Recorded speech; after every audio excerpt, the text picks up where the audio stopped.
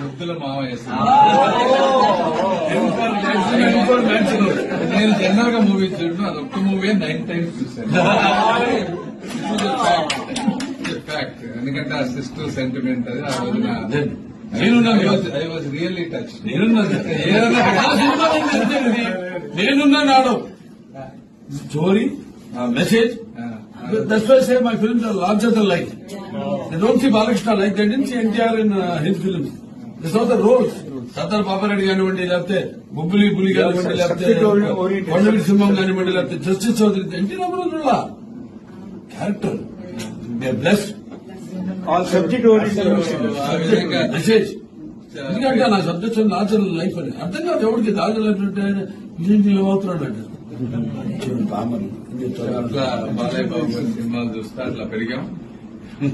మరి ఇప్పుడు కూడా ఈ విధంగా అంటే ఈ తరానికి తగ్గట్టుగా సినిమాలను అడ్జస్ట్ చేసుకుంటూ అద్భుతంగా చేస్తా ఉన్నాడు. వచ్చే తరానికి వచ్చే తరానికి తగ్గట్టుగా కూడా నేను ఎంతో మంది హీరోలు ఉన్నా కూడా మీరు పర్సనల్ టైం తీసుకొని హాస్పిటల్